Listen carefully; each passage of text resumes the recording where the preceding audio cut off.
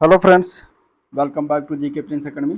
तो हम लोग डिस्कस कर रहे थे करंट अफेयर्स घटना चक्र पॉइंटर की, और ये वीडियो से संबंधित वार्षिक संकलन जो है निकाला गया है घटना चक्र के द्वारा, तो उसको हम लोग देख रहे थे। ठीक है, इसमें अंतर्राष्ट्रीय और राष्ट्रीय परिदृश्य जो है हो चुका है। ये आज की इस वीडियो में हम आर्थिक परिदृश्य को देखेंगे, जिसमें देश विदेश के आर्थिक महत्व की घटनाएं होंगी और आर्थिक संगठन की गतिविधियों पर जो है जितनी सारी चीज़ें इसमें है वो सभी के सभी इसमें कुछ इंपॉर्टेंट पॉइंटर रूप में देखने वाले हैं। तो चलिए इस वीडियो को स्टार्ट करते हैं। वीडियो एग्जाम्स के लिए बहुत ही इंपॉर्टेंट हो जाता है करंट अफेयर। तो जो लोग अभी तक चैनल पर नए हो, अभी तक सब्सक्राइब नहीं किया है, तो चैनल को सब्सक्राइब करें, साथ ही साथ वीडियो को भी लाइक करें और अपने दोस्तों में ज़्यादा से ज़्यादा शेयर करें। ठीक है, तो चलिए राजकोषीय घटनाक्रम से देखते हैं। पहला पॉइंट इसमें दिया गया है कि the green shift, the low carbon transition of India's oil and gas sector पर जो है रिपोर्ट किसके द्वारा प्रस्तुत किया गया। तो ये प्रस्तुत किया गया है ऊर्जा संक्रमण सलाहकार समिति के द्वारा ये प्रस्तुत किया गया है। तो आंसर इसका हो जाएगा ऊर्जा संक्रमण सलाहकार समिति, ETAC इसको शॉर्ट फॉर्म में कहते हैं। और अगला पॉइंट है, भारत सरकार ने प्राकृतिक गैस मूल्य निर्धारण पर किस समिति की सिफारिश को जो है मंजूरी प्रदान की है। ठीक है, तो इसमें हो जाएगा किरीट पारेख समिति बनाई गई थी। किसकी समिति थी? किरीट पारेख समिति। किरीट पारेख समिति की समिति पर जो है ये मंजूरी प्रदान किया गया है। तो आंसर इसका हो जाएगा किरीट पारेख समिति। किस विश्व प्रसिद्ध पेंटिंग को भौगोलिक संकेत GI टैग प्रदान किया गया है? तो ये बसोहली पेंटिंग है जिसको GI टैग प्रदान किया गया है, और ये कठुआ जिला जम्मू कश्मीर की जो है ये पेंटिंग है। तो इसको GI टैग 31 मार्च 2023 को प्रदान किया गया, ये याद रखिएगा। भारत का राष्ट्रीय भारत का राष्ट्रीय स्वास्थ्य लेखा अनुमान 2019-20 जारी किया गया 25 अप्रैल 2022 को। किसके द्वारा? तो नीति आयोग के सदस्य स्वास्थ्य डॉक्टर विनोद के पाल द्वारा। ठीक है, विनोद के पाल उनका नाम है। तो इनके द्वारा जो है स्वास्थ्य लेखा अनुमान 2019-20 जारी किया गया, और इस रिपोर्ट के अनुसार कुल स्वास्थ्य व्यय में आउट ऑफ पॉकेट व्यय कितना रहा? तो 47.1% रहा। और देश की कुल GDP में सरकारी स्वास्थ्य व्यय की हिस्सेदारी 2019-20 में कितनी रही? तो 1.35% रही। ठीक है, 2019-20 के लिए भारत के लिए कुल स्वास्थ्य व्यय जो है 6,55,822 करोड़ रुपए अनुमानित है, जो कि GDP का कितना परसेंट है ये? तो 3.27% है।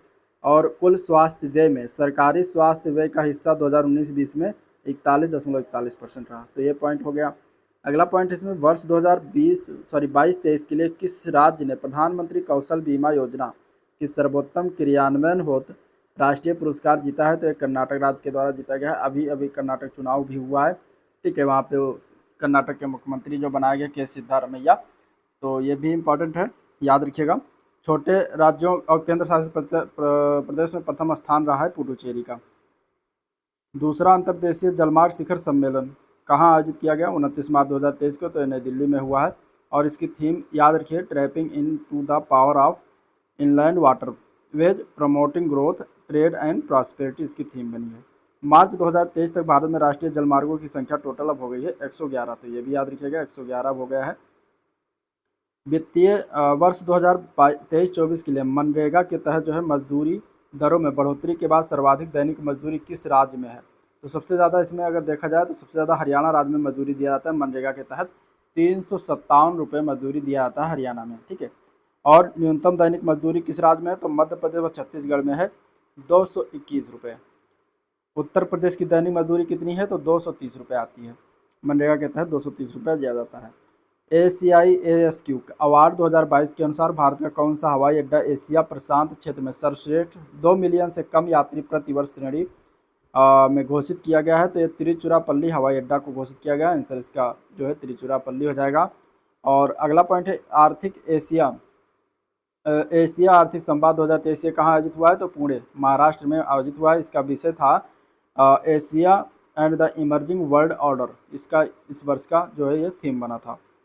अगला पॉइंट है, केंद्र सरकार द्वारा प्रधानमंत्री शहरी आवास योजना को कब बढ़ाया गया है? तो ये बढ़ा दिया गया है 31 दिसंबर 2024 तक बढ़ा के कर दिया गया है। ठीक है, कोरोना काल में PM कुसुम योजना के क्रियान्वयन में अवरोध उत्पन्न होने के कारण इस योजना के विस्तार अब कब तक कर दिया गया है?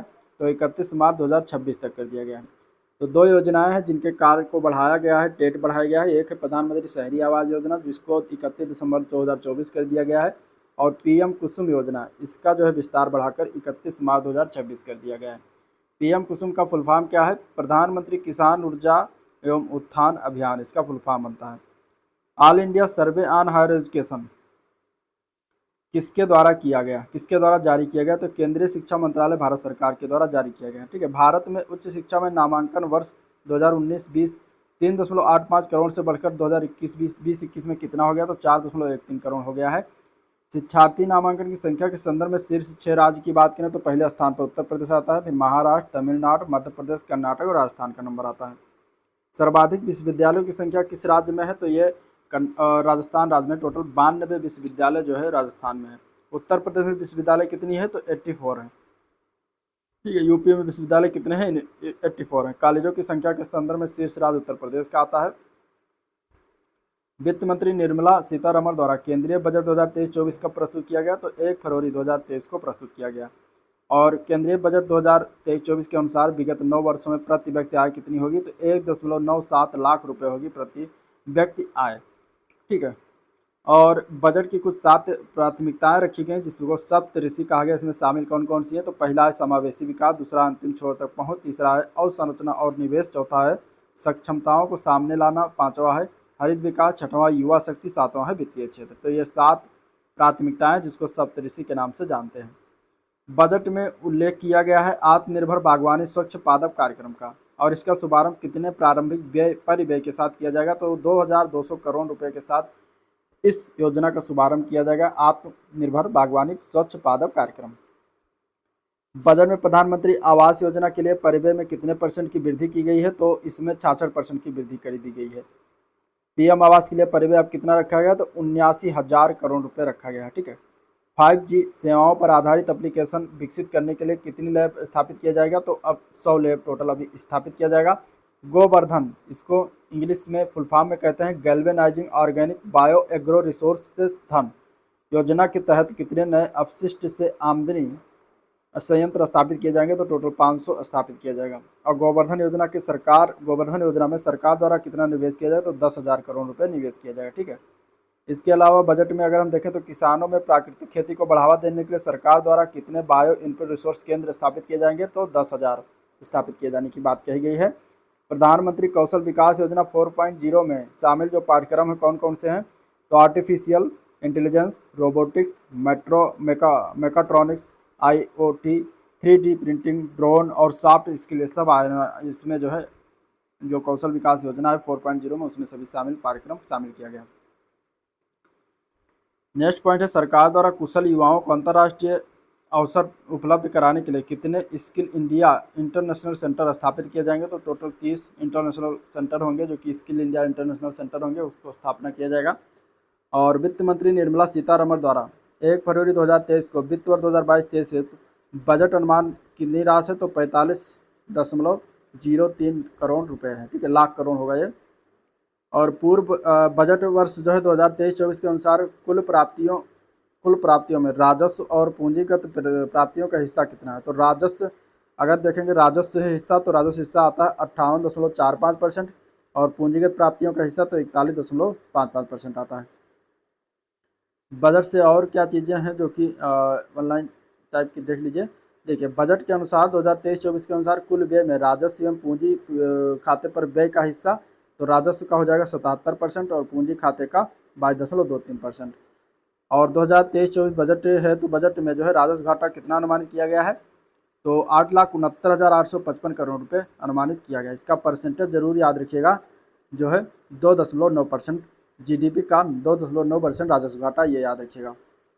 बजट 2023-24 में ठीक है 17,86,816 करोड़ रुपए का राजकोषीय घाटा अनुमानित है और जो इसी वर्ष अनुमानित GDP का कितना % है? तो 5.9% है। 2023-24 में करों से अनुमानित कुल प्राप्ति 33.61 लाख करोड़ रुपए। प्रत्यक्ष व अप्रत्यक्ष करों का हिस्सा कितने % है? तो प्रत्यक्ष में आएगा 54.25%, अप्रत्यक्ष में आता है 45.75%। बजट 2023-24 में वर्ष 2023-24 से प्रत्यक्ष एवं अप्रत्यक्ष कर जीडीपी के संदर्भ में अगर देखेंगे तो 6% प्रत्यक्ष आता है और 5.1% अप्रत्यक्ष यानी कि इनडायरेक्ट टैक्स आता है। ठीक है, और इसी में करों के योगदान में अनुमानित क्रम अगर हम बात करें तो सबसे ज़्यादा वस्तु एवं सेवा कर से लिया गया, फिर निगम कर, इसके बाद आय कर, फिर इसके बाद केंद्रीय उत्पाद शुल्क, फिर सबसे कम सीमा शुल्क से लिया गया है कर इसमें। ठीक है, इसके अलावा राजस्व प्राप्तियों में कर, राजस्व एवं कर भिन्न राजस्व का हिस्सा कितना परसेंट, तो राजस्व प्राप्तियों में कर राजस्व की अगर हम बात करें तो 88.54% है और भिन्न राजस्व कर का हिस्सा 11.46% है। इसके अलावा बजट 2023-24 में कुल बजट जो है देखें तो इसमें 4,03,083 करोड़ रुपए की सब्सिडी प्रस्तावित है और यह सकल व्यय का कितना परसेंट है, तो 8.95% है। ठीक है, 2023-24 में ही कुल सब्सिडी का अकेले खाद्य मद में कितने परसेंट अनुमानित है व्यय, तो 48% अनुमानित किया गया है। मदवार सब्सिडी में खाद्य सब्सिडी के बाद अधिकतम हिस्सेदारी वाली मदें कौन कौन सी हैं, तो पहला आता है उसमें उर्वरक सब्सिडी 43% दिया गया है और ब्याज सब्सिडी है 6.8%। ठीक है, 2023-24 में ब्याज भुगतान 20% के बाद सर्वाधिक व्यय अनुमानित किया गया, तो करों एवं शुल्कों में राज्य का हिस्सा 18% है, यह सबसे ज़्यादा अनुमानित किया गया है ब्याज भुगतान के बाद, जो कि 20% आता है। ब्याज भुगतान जीडीपी के संदर्भ में कितना परसेंट आता है, तो 3.58%, ये याद रखिएगा। 100% प्राप्ति में सर्वाधिक हिस्सेदारी वाली शीर्ष 4 मदें जो है उसमें आता है पहला उधार एवं अन्य देयताएं 34%, इसके बाद जीएसटी 17%, निगम कर 15%, आयकर 15% आता है। बजट अनुमान 2023-24 में 22-23 के लिए देश की आर्थिक विकास दर अनुमानित किया गया था 7%। ठीक है, ग्रामीण क्षेत्रों में एग्री स्टार्टअप शुरू करने के लिए जो है युवा उद्यमियों को हेतु जो है स्थापित निधि का नाम क्या है, तो कृषि वर्धक निधि नाम है इसका। भारत को श्री अन्न का वैश्विक खाद्य केंद्र बनाने के लिए किस संस्थान को उत्कृष्टता केंद्र के रूप में विकसित किया जाएगा, तो भारतीय कदन अनुसंधान संस्थान यानी मोटा जो अनाज होता है उसके लिए यह कहाँ पर है, हैदराबाद में स्थापित किया जाएगा। श्री अन्न से क्या तात्पर्य है, तो कदन मोटे अनाज से तात्पर्य, जैसे किसमें ज्वार, बाजरा, सावा, कोदो आदि आते हैं। केंद्रीय बजट में पीएम प्रणाम योजना किससे संबंधित है, तो वैकल्पिक उर्वरकों के उपयोग को बढ़ावा देने एवं रासायनिक उर्वरक के संतुलित उपयोग से संबंधित है पीएम प्रणाम योजना। और तटीय क्षेत्रों या लवण भूमि पर जहां व्यवहार हो मैंग्रोव पौधरोपण के लिए प्रारंभ की गई योजना का नाम क्या है, तो उसका नाम है मिष्टी योजना। ठीक है, mangrove initiative for shoreline habitat and tangible income, इसका फुल फॉर्म आता है मिष्टी योजना का। ठीक है, बालक महिलाओं और बालिकाओं के लिए घोषित की गई नई लघु बचत योजना का नाम क्या है, तो महिला सम्मान बचत प्रमाण पत्र इसका नाम है। महिला सम्मान बचत प्रमाण पत्र योजना जो कि मार्च 2025 तक लागू रहेगी। इसमें सरकार द्वारा देय ब्याज दर कितना है, तो 7.5% है। 2 लाख तक की जमा सुविधा इसमें 7.5% इसमें ब्याज लिया जाएगा। ठीक है, नई कर व्यवस्था में निजी आयकर में छूट की सीमा को 5 लाख से बढ़ाकर कितना कर दिया गया है, तो अब 7 लाख रुपए कर दिया गया। केंद्रीय बजट 2023-24 में उल्लिखित राष्ट्रीय वित्तीय सूचना रजिस्ट्री कार्य क्या करेगा, तो वित्तीय और सहायक सूचनाओं के केंद्रीय कोष के रूप में कार्य करेगा। तो आंसर इसका क्या हो जाएगा, आंसर इसका हो जाएगा जो है वित्तीय सहायक सूचना एवं केंद्रीय कोष के रूप में कार्य करने वाला है। पीएम संपदा योजना की एक नई उप योजना जारी करने की कितनी राशि का निवेश लक्षित है, तो 6,000 करोड़ रुपये इसमें लक्षित किया गया है। ब्लॉक स्तर पर स्वास्थ्य, पोषण, शिक्षा, कृषि, जल संसाधन, वित्तीय समावेशन, कौशल विकास एवं आधारभूत संरचना और संरचना विकास के लिए प्रारंभ किए गए आकांक्षी प्रखंड कार्यक्रम में कितने प्रखंडों को शामिल किया गया, तो 500 प्रखंडों को शामिल किया गया है।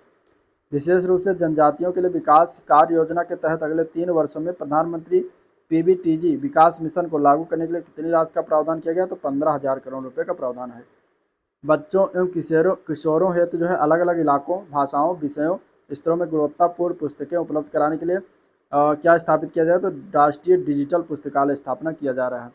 1 लाख पुरातन अभिलेखों के डिजिटलीकरण के लिए किसकी स्थापना की जाएगी, तो भारत श्री की स्थापना किया जाएगा। ठीक है, Bharat shared repository of encryption, Bharat Shri का पूरा फॉर्म। ठीक है, इसके बाद नेक्स्ट इसमें पॉइंट है मिशन कर्मयोगी के तहत सरकारी कर्मचारियों के कौशल उन्नयन के लिए प्रारंभ ऑनलाइन प्रशिक्षण मंच का नाम क्या है, तो आई गॉट कर्मयोगी उसका नाम रखा गया है।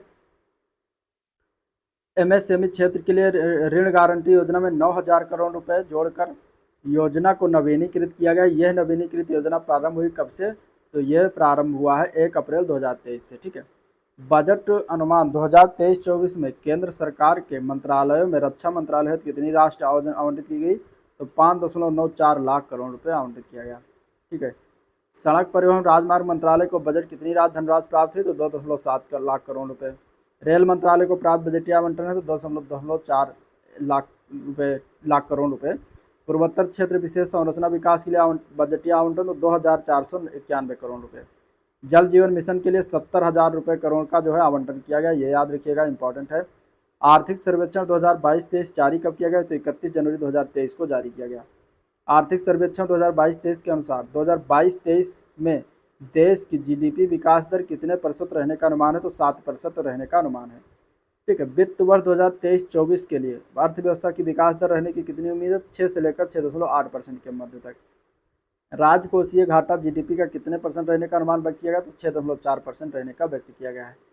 राष्ट्रीय विनिर्माण नवाचार सर्वेक्षण 2021-22 के अनुसार भारतीय विनिर्माण नवाचारी सूचकांक में समग्र रूप से सर्वाधिक नवाचारी राज्य कौन सा बना है? तो कर्नाटक बना है। और दूसरा तीसरे स्थान पर देखेंगे तो दूसरे स्थान पर दादरा नगर हवेली एवं दमन और दीव, तेलंगाना और तमिलनाडु आता है। ठीक है। नॉन मेसी फर्मों की हिस्सेदारी किस राज्य में सर्वाधिक? तो तेलंगाना में सबसे ज़्यादा 46%।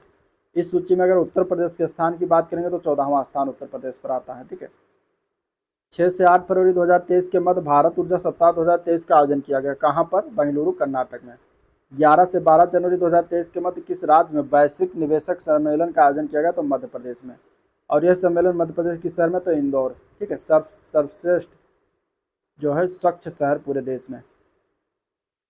वैश्विक निवेशक सम्मेलन 2030 की थीम क्या है? तो मध्य प्रदेश भविष्य के लिए तैयार राज्य, ये इसका थीम रखा गया है। केंद्र सरकार द्वारा प्रारंभ की गई एकीकृत खाद्य सुरक्षा योजना का नाम क्या रखा गया है? अगला पॉइंट इसमें तो प्रधानमंत्री गरीब कल्याण अन्न योजना इसका रख दिया गया नाम अब, और इसको शॉर्ट फॉर्म में PMGKAY कहा जाता है, प्रधानमंत्री गरीब कल्याण अन्न योजना। ठीक है। इस नई योजना को किस तिथि प्रारंभ किया गया? तो 1 जनवरी 2023 से प्रारंभ किया गया। इस नई एकीकृत खाद्य सुरक्षा योजना में किन 2 योजनाओं को विलय किया गया? तो अंत्योदय अन्न योजना और प्राथमिक घरेलू योजना, इन दोनों को विलय कर दिया गया, इसमें मिला दिया गया। अगला पॉइंट है इसमें 7 जनवरी 2023 को वार्टन इंडिया इकोनॉमिक फोरम का आयोजन कहाँ किया गया? तो मुंबई में किया गया, भारत में। ठीक है। थीम क्या था? तो India leading innovation in age of uncertainty, ये था। प्रज्वला चैलेंज भारत सरकार के किस मंत्रालय द्वारा लॉन्च किया गया है? तो यह ग्रामीण विकास मंत्रालय ने लॉन्च किया है। उद्देश्य इसका है ग्रामीण अर्थव्यवस्था को बदलने वाले विचार, समाधान और कार्यों को आमंत्रित करना। सिटी फाइनेंस रैंकिंग 2022 और सिटी ब्यूटी कंपटीशन किस मंत्रालय की पहल है? तो यह आवासन एवं शहरी कार्य मंत्रालय, भारत सरकार की पहल है। ठीक है। अनुकरणीय प्रदर्शन सूचकांक 2022 में किसने जीता है? तो यह भारतीय विशिष्ट पहचान प्राधिकरण मुख्यालय नई दिल्ली में है, इसका UIDAI के द्वारा यह जीता गया।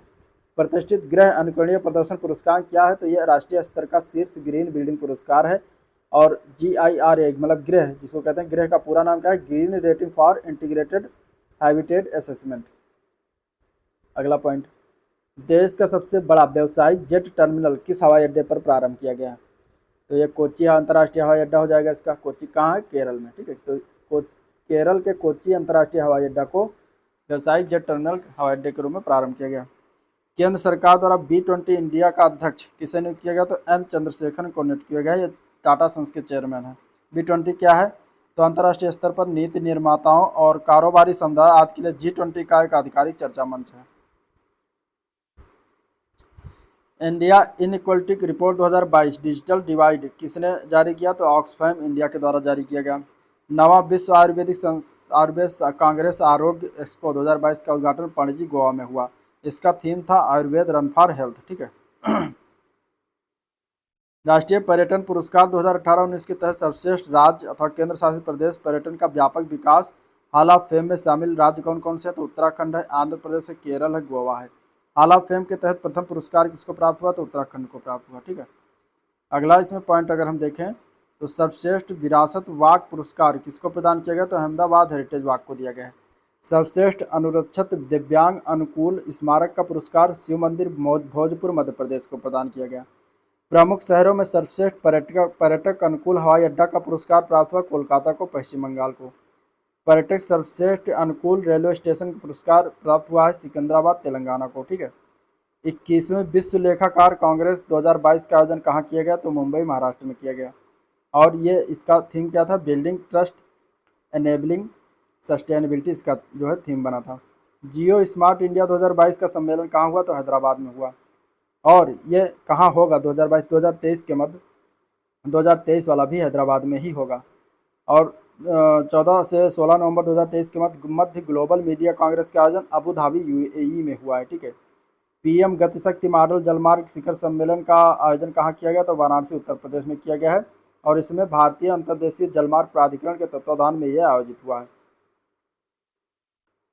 15वें अर्बन मोबिलिटी इंडिया सम्मेलन और एक्सपो 2022 का आयोजन कहाँ किया गया? तो कोच्चि केरल में हुआ है। 2020-21 के लिए राज्य अथवा केंद्र शासित प्रदेशों का प्रदर्शन श्रेणी सूचकांक में जारी किया गया, तो शिक्षा मंत्रालय भारत सरकार द्वारा जारी किया गया। 2020-21 में स्तर सेकंड प्राप्त करने वाले राज्यों के केंद्र शासित प्रदेशों की कुल संख्या कितनी है? तो टोटल 7 है। केरल, पंजाब, चंडीगढ़, महाराष्ट्र, गुजरात, राजस्थान, आंध्र प्रदेश। प्रदर्शन श्रेणी सूचकांक 2022-21 में उत्तर प्रदेश का थर्ड स्तर पर इसका जो उत्तर प्रदेश को रखा गया था। इंडिया फूड एक्सपो का आयोजन कहाँ किया गया? तो यह किया गया है लखनऊ में, इंदिरा गांधी प्रतिष्ठान। इंडिया फूड एक्सपो का आयोजक कौन था? तो इंडियन इंडस्ट्रीज एसोसिएशन, सह आयोजक उत्तर प्रदेश सरकार रहा था। भारत का पहला पानी पर तैरता वित्तीय साक्षरता शिविर कहाँ आयोजित किया गया? तो यह डल झील श्रीनगर में आयोजित किया गया। ठीक है। विश्व शिविर का आयोजन किसके द्वारा किया गया? तो इंडिया पोस्ट पेमेंट बैंक के द्वारा किया गया है। 2 से 3 नवंबर 2022 के मध्य 22वीं द्विवार्षिक अंतर्राष्ट्रीय प्रदर्शनी के सम्मेलन इंडिया फेम 2022 का आयोजन कहाँ किया गया? नई दिल्ली में। ठीक है। विजन 2030 के लिए chemical and petrochemicals build India इसका थीम बना था। हरियाली बढ़ाने तथा सूक्ष्म वन के सृजन हेतु राष्ट्रीय एकता दिवस के अवसर पर हरित आयकर पहल की शुरुआत की गई और यह आयकर विभाग के द्वारा किया गया 31 अक्टूबर को। हरित पूर्ण रूप से क्या है? तो Hariyali achievement resolution by income tax इसका फुल फॉर्म है। ठीक है। भारत का पहला प्रवासन निगरानी प्रणाली का उद्घाटन कहाँ किया गया? तो मुंबई महाराष्ट्र में किया गया है। केंद्र सरकार द्वारा प्रारंभ किया गया भविष्य 9.0 तो इंटीग्रेटेड पेंशन पोर्टल है ये। भविष्य 9.0 पोर्टल का विकास भारतीय स्टेट बैंक के सहयोग से हुआ है। देश का पहला पेंशन वितरण बैंक जो है वो भारतीय स्टेट बैंक बना है। हर स्टार्ट प्लेटफॉर्म जो है ये किस प्रकार का एक पहल है? तो Gujarat university startup and entrepreneurship council की यह पहल है। और इसे कहाँ और किसके द्वारा लॉन्च किया गया? तो गुजरात यूनिवर्सिटी में राष्ट्रपति द्रौपदी मुर्मू ने लॉन्च किया इसको। ठीक है। और इसका उद्देश्य क्या है? तो महिलाओं के नेतृत्व वाले स्टार्टअप को बढ़ाने में मदद करना इसका मेन उद्देश्य है। हाल ही में किस राज्य की सरकार ने अपने नित राज्य में जाति सर्वेक्षण का शुभारंभ किया है? तो बिहार राज्य सरकार के द्वारा किया गया है। भारत का पहला ई प्लेटफॉर्म ई फास्ट इंडिया का शुभारंभ किसने किया? तो नीति आयोग ने किया है। ई फास्ट इंडिया का पूरा नाम क्या है? Electric freight accelerator for sustainable transport India. ठीक है। नीति आयोग ने किसके साथ मिलकर ई फास्ट इंडिया का शुभारंभ किया है? तो world research institute and world economic forum के साथ मिलकर शुभारंभ किया है। और आंकड़ों के अनुसार वित्तीय वर्ष 2021-22 के एफडीआई इक्विटी अंतर्गाह के संदर्भ में सर्वाधिक निवेशकर्ता 4 शीर्ष देश कौन कौन से हैं? तो क्रमशः पहले स्थान पर सिंगापुर, दूसरे स्थान पर यूएसए, तीसरे स्थान पर मॉरिशस, चौथे स्थान पर नीदरलैंड का नंबर आता है। प्रत्यक्ष विदेशी निवेश इक्विटी अंतर्वाह हेतु जो है सर्वाधिक आकर्षक 4 क्षेत्र कौन कौन से हैं? तो उसमें आता है कंप्यूटर सॉफ्टवेयर एंड हार्डवेयर, सेवा क्षेत्र, ऑटोमोबाइल उद्योग और ट्रेडिंग। ये 4 क्षेत्र आते हैं जो प्रमुख आकर्षक शीर्ष 4 क्षेत्र हैं प्रत्यक्ष विदेशी निवेश में, एफडीआई में। ठीक है। अगला क्वेश्चन है कि 2021-22 में सर्वाधिक प्रत्यक्ष विदेशी निवेश इक्विटी अंतर्वाह प्राप्त करने वाले 4 शीर्ष राज्य अथवा केंद्र शासित प्रदेश कौन कौन से हैं? तो पहला स्थान कर्नाटक का है, दूसरा महाराष्ट्र, तीसरा दिल्ली, चौथा तमिलनाडु का है। Competitive road map for India @100 report किसने जारी किया? तो प्रधानमंत्री की आर्थिक सलाहकार परिषद के द्वारा यह जारी किया गया है। प्रधानमंत्री की आर्थिक सलाहकार परिषद किस वर्ष तक भारत को उच्च आय वाला देश बनाने का रोडमैप विकसित किया गया है? तो 2047 तक विकसित किया गया है। इंडिया @100 के लिए प्रतिस्पर्धात्मकता रोडमैप आधारित है, तो प्रतिस्पर्धात्मक फ्रेमवर्क पर जो है आधारित है। Make in India number one mission का शुभारंभ किसने किया? तो अरविंद केजरीवाल ने किया है। दिल्ली के मुख्यमंत्री हैं। इसका उद्देश्य क्या है? तो भारत को दुनिया का नंबर एक देश बनाना। Ayushman Bharat digital mission hackathon श्रृंखला के अंतर्गत पहला हैकाथन हाइब्रिड रूप से कहाँ आयोजित किया गया? तो पुणे महाराष्ट्र में आयोजित हुआ है। उपभोक्ता मामलों के मंत्रालय ने जो है उपभोक्ताओं को सशक्त बनाने तथा उनके अधिकारों के प्रति जागरूकता पैदा करने हेतु कौन सा शुभंकर लॉन्च किया है? तो जागृत शुभंकर लॉन्च किया है। किस कंपनी द्वारा एक इंडोर सोलर कुकिंग स्टोव का अनावरण किया गया? तो इंडियन ऑयल कॉर्पोरेशन के द्वारा यह अनावरण किया गया है। आईओसी ने किस नाम से इंडोर सोलर कुकिंग स्टोव का अनावरण किया? तो सूर्य नूतन के नाम से किया है। ठीक है। किस राज्य ने प्रवासियों के डाटा बैंक के प्रसार विस्तार हेतु प्रवासन सर्वेक्षण करने की घोषणा की है? तो ये केरल के द्वारा किया गया है। जून 2022 में केंद्रीय मंत्रिमंडल ने कहां पर नए ग्रीनफील्ड एयरपोर्ट के विकास को मंजूरी दी? धुलेरा, अहमदाबाद, गुजरात में दिया है। ठीक है। जून 2022 में कार्मिक लोक एवं शिकायत पेंशन मंत्रालय भारत सरकार द्वारा जारी national e governance service delivery assessment 2021 report के तहत कितने क्षेत्रों सेवाओं को शामिल किया गया? तो टोटल 7 क्षेत्रों को सेवाओं को शामिल किया गया। 7 कौन कौन से हैं? तो देख लीजिए इसमें से उत्तर पूर्व तथा पहाड़ी राज्य नागालैंड को प्रथम, तो ग्रुप ए में केरल को प्रथम, ग्रुप बी में ओडिशा प्रथम, इसमें उत्तर प्रदेश दूसरा स्थान आता है। ठीक है। ग्रुप बी में ही है उत्तर प्रदेश। केंद्र शासित प्रदेश में जम्मू कश्मीर प्रथम आता है। अब इसमें प्रदेश सेवा पोर्टल रैंकिंग के शीर्ष स्थान अगर हम देखेंगे तो उत्तर पूर्व पहाड़ी में मेघालय प्रथम स्थान पर आएगा, ग्रुप ए में पंजाब प्रथम है। ठीक है। और अगर हम इसमें देखते हैं ग्रुप बी में तो राजस्थान प्रथम स्थान पर, उत्तर प्रदेश दूसरा स्थान, केंद्र शासित प्रदेश में जम्मू कश्मीर प्रथम स्थान आता है।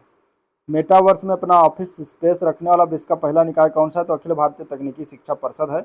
आंसर हो जाएगा ये। जिला कौशल विकास योजना पुरस्कार 2022 के तहत कितने जिलों को पुरस्कृत किया गया? तो टोटल 30 जिले इसमें सम्मिलित किए गए हैं। और इसमें शीर्ष 3 जिले याद रखिए, राजकोट गुजरात को दिया गया है, कछार असम, सतारा महाराष्ट्र को। ठीक है। सतारा एक और प्रसिद्ध है। डलहौजी की जब विलय नीति लागू की तो सबसे पहला ये प्रांत बना था जिसको उसने विलय नीति के हड़प नीति के माध्यम से जो है इसको विलय किया था अंग्रेजों राज्य में। ठीक है। सूची में उत्तर प्रदेश में कौन कौन से जिले शामिल? तो बहराइच 10वां नंबर पर शामिल है, गाजियाबाद 16वें नंबर पर, चंदौली 17वें नंबर पर और सोनभद्र जो है 22वें नंबर पर शामिल किया गया। किस भारतीय प्रौद्योगिकी संस्थान ने out of the box thinking एक पाठ्यक्रम तैयार करने की जो है घोषणा की है? तो आईआईटी मद्रास के द्वारा किया गया। किस भारतीय प्रबंधन संस्थान ने कृषि भूमि विकास सूचकांक जून 2022 में लॉन्च किया? तो भारतीय प्रबंधन संस्थान अहमदाबाद। ठीक है। भारतीय प्रबंधन संस्थान अहमदाबाद ने किसके साथ मिलकर इस सूचकांक को जो जारी किया है? तो भारतीय कृषि भूमि बाजार एस फार्म्स इंडिया के साथ जो है मिलकर ये सूचकांक जारी किया है। टाइम बिजनेस अवार्ड का खिताब किसने जीता? तो रश्मि साहू के द्वारा जीता गया। रश्मि साहू याद रखिएगा नाम। हरित हाइड्रोजन का उपयोग भारत में कार्बन उत्सर्जन में कमी लाने के अवसर शीर्षक से नीति आयोग के द्वारा जारी किया गया। और इस रिपोर्ट को किसके सहयोग से तैयार किया गया? तो RMI के सहयोग से तैयार किया गया। ठीक है। राष्ट्रीय खाद्य सुरक्षा अधिनियम के लिए राज्य रैंकिंग सूचकांक पहले संस्करण कब जारी किया गया? तो 5 जुलाई 2022 को जारी किया गया। और इसमें शीर्ष 3 स्थानों पर देखेंगे तो ओडिशा पहले स्थान पर है, उत्तर प्रदेश दूसरे स्थान पर है, आंध्र प्रदेश तीसरे स्थान पर आता है। पूर्वोत्तर क्षेत्र में देखेंगे हिमालयन राज्य और द्वीप क्षेत्र को मिलाकर तो शीर्ष स्थान पर त्रिपुरा पहले स्थान पर, हिमाचल दूसरे स्थान पर और सिक्किम तीसरे स्थान पर आता है। नगद हस्तांतरण मोड में संचालित केंद्र शासित प्रदेशों के द्वारा शीर्ष रैंक तो दादरा एवं नागर हवेली, दमन एवं दीव पहले स्थान पर, पुदुचेरी दूसरे स्थान पर और चंडीगढ़ तीसरे स्थान पर आता है। अब नीतिगत दस्तावेज रिपोर्ट और देखेंगे इसमें चीजें आगे। देश के पहले वैश्विक पर्यटन निवेशक शिखर सम्मेलन का आयोजन कहाँ किया गया? तो नई दिल्ली में किया गया। इस शिखर सम्मेलन का आयोजन किसके द्वारा किया गया? तो केंद्रीय पर्यटन मंत्रालय ने किया। मई 2023 में ONGC द्वारा मुंबई में 2 ब्लॉकों में खोजे गए कच्चे तेल और प्राकृतिक गैस स्थलों को क्या नाम दिया गया? तो अमृत और मूंगा नाम दिया गया। ठीक है। RBI द्वारा घोषित मौद्रिक नीति में रेपो दर और अस्थायी जमा सुविधा दर को निर्धारित किया गया तो 6.5% और 6.2%, 2.5% निर्धारित किया गया। यानी कि रेपो दर है, रेपो रेट 6.5%, 6.5% निर्धारित किया गया 6 अप्रैल को, और 6.25% जो है वो SDFR को का निर्धारित किया गया। ठीक है। इसके अलावा मौद्रिक नीति में सीमांत अस्थायी सुविधा यानी कि MSF तथा बैंक दर कितने परसेंट है? तो दोनों 6.75% आते हैं। CRR और SLR को कितने परसेंट पर रखा गया? तो CRR बना है 4.5%, SLR 18% पर है। मौद्रिक नीति के तहत फिक्स रिवर्स रेपो रेट दर कितना है? तो 3.35% है। अब अगला पॉइंट देखते हैं। अप्रैल 2023 में वर्ल्ड लाइन द्वारा प्रकाशित रिपोर्ट के अनुसार वर्ष 2022 में डिजिटल ट्रांजैक्शन में कौन सा भारतीय शहर शीर्ष पर रहा? तो बेंगलुरु रहा है। दूसरे और तीसरे स्थान पर, तो दूसरे स्थान पर दिल्ली, तीसरे स्थान पर मुंबई रहा है। AIIB ने पहला विदेशी कार्यालय खोलने के लिए किस देश के साथ समझौता ज्ञापन पर हस्ताक्षर किया? तो संयुक्त अरब अमीरात के साथ जो है हस्ताक्षर किया गया है। कहाँ खोला जाएगा कार्यालय? तो अबू धाबी UAE में खोला जाएगा। डिजिटल भुगतान स्वीकार करने के लिए पिन ऑन मोबाइल तकनीक पर आधारित भारत की पहली पॉकेट साइज स्वाइप मशीन किसके द्वारा लॉन्च किया गया? तो एक्सिस बैंक ने लॉन्च किया, ठीक है। और इसका नाम क्या रखा है? माइक्रोपे। एक्सिस बैंक के द्वारा लॉन्च किया गया, उसका नाम माइक्रोपे रखा गया है। नेक्स्ट पॉइंट है, किस संस्था को स्ट्रक्चर फाइनेंस कंपनी का दर्जा प्रदान किया गया इनमें से? और नाम क्या है उसका? अक्षय भारतीय अक्षय ऊर्जा विकास एजेंसी, यानी कि इरेडा जिसको कहते हैं शॉर्ट फॉर्म में, ठीक है। और यह दर्जा किसके द्वारा प्रदान किया गया? तो भारतीय रिजर्व बैंक ने जो है प्रदान किया दर्जा। डिजिटल भुगतान को बढ़ावा देने के लिए हर पेमेंट डिजिटल मिशन किसके द्वारा लॉन्च किया गया? तो ये भारतीय रिजर्व बैंक ने लॉन्च किया है। और इस मिशन की थीम क्या है? तो इस मिशन की थीम है डिजिटल पेमेंट अपनाओ औरों को भी सिखाओ। किस एक्सचेंज को सामाजिक शेयर बाजार शुरू करने की मंजूरी प्रदान की? तो नेशनल स्टॉक एक्सचेंज को शुरुआत किया गया। यह मंजूरी किसके द्वारा प्रदान किया गया? तो सेबी के द्वारा प्रदान किया गया। भारतीय रिजर्व बैंक ने किस नाम से अपने दूसरे वैश्विक हैकाथॉन की घोषणा की है? तो हार्बिंजर 2023 इनोवेशन फॉर ट्रांसफॉर्मेशन ये शुरुआत किया गया है। और इसका थीम क्या है? तो इंक्लूसिव डिजिटल सर्विसेज इसका जो है थीम है इस बार का। टाइम्स ग्रुप द्वारा आयोजित वैश्विक व्यापारिक शिखर सम्मेलन का आयोजन कहाँ किया गया? तो नई दिल्ली में किया गया है। इसका थीम है लचीलापन, प्रभाव और प्रभुत्व। क्रॉस बॉर्डर यूपीआई सेवा भुगतान करने वाला देश का पहला फिनटेक ऐप कौन सा है? तो वह है फोनपे। ग्रीन पब्लिक बॉन्ड जारी करने वाला भारत का पहला निगम कौन है? इंदौर नगर निगम। लगातार चौथे वर्ष विश्व का सबसे बड़ा डेरिवेटिव एक्सचेंज कौन है? तो नेशनल स्टॉक एक्सचेंज बना है। आरबीआई द्वारा जारी पोर्टल प्रणव, ठीक है, प्रवाह का पूर्ण रूप क्या है? तो platform for regulatory application validation and authorisation इसका फुल फॉर्म बनता है। सभी पात्र खातों में डिजिटल बैंकिंग चालू करने वाला देश का पहला राज्य कौन सा बना है? तो केरल राज्य बना है, ठीक है। उत्कर्ष 2.0 नामक रणनीति की रूपरेखा तैयार की गई किसके द्वारा? तो भारतीय रिजर्व बैंक के द्वारा तैयार किया गया। और यह रणनीतिक रूपरेखा किस अवधि के लिए तैयार किया गया है? तो 2023 से 2025 तक के लिए तैयार किया गया है। उत्कर्ष 2022 नामक रणनीतिक रूपरेखा का प्रथम संस्करण 2019 में लॉन्च किया गया है। और यह अवधि इसका था 2019 से लेकर 2022 तक। अगला इसमें पॉइंट देखते हैं, तो भारतीय रिजर्व बैंक ने किस देश के साथ मौद्रिक प्राधिकरण के साथ मुद्रा अदला बदली के समझौते पर हस्ताक्षर हुआ? तो मालदीव के साथ हुआ है, ठीक है। कितने मिलियन डॉलर है जो है मुद्रा अदली बदली के समझौतों पर हस्ताक्षर किया गया है? तो 200 मिलियन डॉलर पर जो है समझौता किया गया है। इसके अलावा इसमें अगर हम देखें तो भारतीय रिजर्व बैंक द्वारा एकीकृत भुगतान इंटरफेस यानी कि यूपीआई सेवाओं को बेहतर बनाने के लिए किस कार्य प्रणाली का शुभारंभ किया गया? तो single block and multiple debit का शुभारंभ किया गया। यूनिफाइड पेमेंट्स इंटरफेस है तो single block and multiple debit कार्य क्षमता शुरू करने की घोषणा की गई किसके द्वारा? तो भारतीय रिजर्व बैंक के द्वारा ये घोषणा किया गया है, ठीक है। और भारत का पहला गोल्ड एटीएम तथा विश्व का पहला रियल टाइम गोल्ड एटीएम का अनावरण कहाँ किया गया? तो ये हैदराबाद में किया गया, ठीक है। विश्व का भी और भारत का भी दोनों का पहला गोल्ड एटीएम है और विश्व में रियल टाइम एटीएम। तो भारत में हैदराबाद में इसकी घोषणा की गई, अनावरण किया गया। अब रिजर्व बैंक द्वारा पहला प्रायोगिक रिटेल डिटेल रूपी जारी किया गया तो 1 दिसंबर 2022 को जारी किया गया है। भारतीय रिजर्व बैंक द्वारा डिजिटल रूपी होलसेल को जारी किया गया तो 1 नवंबर 2022 को जारी किया गया था। शिकायत निवारण सूचकांक में शीर्ष स्थान पर कौन है? तो भारतीय विशिष्ट पहचान प्राधिकरण उदयी है, ठीक है। हाल ही में कौन सा राज्य जो है बैंक दर के आधार पर एक समान सोने की कीमत पेश करने वाला पहला भारतीय राज्य बना है? तो वो बना है केरल, ठीक है। और अक्टूबर 2022 में किस देश के केंद्रीय बैंक ने भारत में रुपे डेबिट कार्ड को लॉन्च करने के लिए भारतीय राष्ट्रीय भुगतान निगम इंटरनेशनल पेमेंट लिमिटेड के साथ समझौता किया? तो ओमान के केंद्रीय बैंक ने जो है समझौता किया है, ठीक है। हाल ही में ग्रेट टू प्लेस वर्क सूचीबद्ध होने वाला भारत का पहला एकमात्र बैंक कौन सा है? तो वह है बैंक फेडरल बैंक। एशिया 2022 में सर्वश्रेष्ठ कार्यस्थलों में फेडरल बैंक ने 63वां स्थान प्राप्त किया था। नेक्स्ट पॉइंट है इकोरैप रिपोर्ट के अनुसार भारत किस वर्ष तक विश्व की तीसरी बड़ी अर्थव्यवस्था वाला देश बन जाएगा? तो यह 2029 तक जो है विश्व की तीसरी अर्थव्यवस्था वाला बन जाएगा देश। इकोरैप रिपोर्ट जो है किसके द्वारा जारी किया गया? तो यह जारी किया था state bank of India SBI के द्वारा जारी किया गया, ठीक है। नेक्स्ट पॉइंट है इलेक्ट्रॉनिक बैंक गारंटी जारी करने वाला भारत का पहला बैंक कौन है? HDFC बैंक है। इलेक्ट्रॉनिक बैंक गारंटी जारी करने वाला भारत का पहला बैंक HDFC बैंक है। HDFC बैंक ने इसके लिए किसके साथ साझेदारी की है? तो नेशनल ई गवर्नमेंट सर्विस के साथ साझेदारी की है। ठीक है। किस बैंक ने बैंकिंग क्षेत्र में लैंगिक विविधता को बढ़ाने के उद्देश्य से अपनी पहली महिला शाखा को शुभारंभ किया? तो ये HDFC बैंक के द्वारा ही किया गया है। और ये जो महिला शाखा है ये कहाँ पर खोला गया? तो केरल में खोला हुआ है।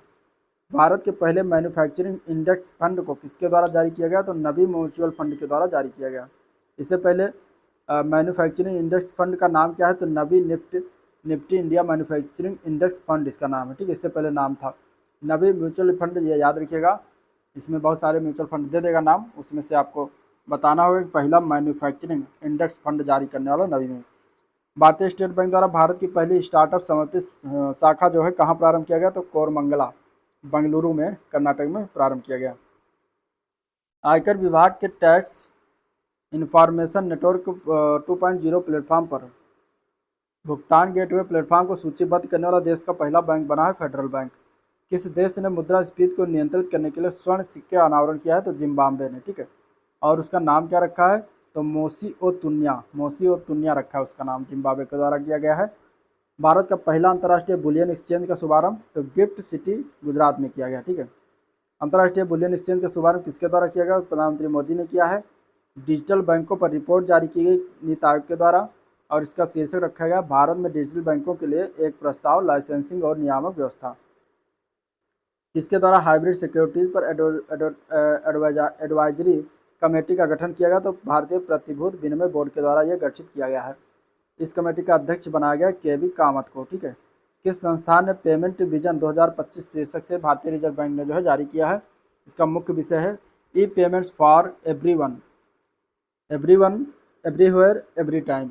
4E पूछ सकते हैं क्या है? तो 4E में इस तरीके से एवरीवन, एवरीवेयर, एवरी टाइम, ये इसका 4E बनता है। सार्वजनिक क्षेत्र में बैंकों के लिए ईज 5.0 कॉमन रिफॉर्म्स एजेंडा किसने लॉन्च किया? तो वित्त मंत्री निर्मला सीतारमण ने लॉन्च किया है। अब कृषि एवं संबद्ध क्षेत्र से देखते हैं। इसमें मई 2023 में देश में GI टैग प्राप्त उत्पादों की संख्या 478 हो गई है। मई 2023 तक सर्वाधिक GI टैग प्राप्त 2 शीर्ष राज्य तमिलनाडु और उत्तर प्रदेश को मिला है। अप्रैल 2023 में यूरोपीय आयोग द्वारा किस भारतीय चाय को GI टैग प्रदान किया गया? तो वो है हिमाचल की कांगड़ा चाय। ठीक है, कांगड़ा चाय आंसर इसका हो जाएगा, कांगड़ा चाय। कांगड़ा चाय को भारतीय GI टैग कब प्राप्त हुआ? 2005 में प्राप्त हुआ था। बिहार के किस उत्पाद को GI टैग प्रदान किया गया? तो मिर्चा चावल। ठीक है, उत्तर प्रदेश के किस जनपद के आंवला को GI टैग प्रदान किया? तो प्रतापगढ़ के। मध्य प्रदेश के आम की किस प्रजाति को GI टैग प्रदान किया गया? तो रीवा सुंदरजा आम को GI टैग प्रदान किया गया। छत्तीसगढ़ के किस उत्पाद को GI टैग प्रदान किया गया है? तो नागरी दूबराज चावल को। उत्तर प्रदेश के वाराणसी जिले के किस उत्पाद को GI टैग प्रदान किया गया? तो इसमें बनारसी पान, बनारसी लंगड़ा आम और रामनगर भंटा यानी कि बैगन, 3 चीज़ें बनारस की GI टैग प्राप्त हुई हैं। उत्तर प्रदेश में GI टैग प्राप्त उत्पाद में देखेंगे तो महोबा गौरा पत्थर, मैनपुरी का तरकासी और संभल का हान काट, ये तीनों जो है GI टैग प्रदान किया गया। Promoting millets in diets best practice across states UTs of for India नामक रिपोर्ट किसने जारी किया? तो ये नीति आयोग के द्वारा जारी किया गया। बीज उत्पादन के चुनौतियों से निपटने गुणवत्तापूर्ण जो है बीज पहचान एवं बीज प्रमाणीकरण के लिए कौन सा पोर्टल ऐप लॉन्च किया गया है? तो साथी ऐप लॉन्च किया गया है।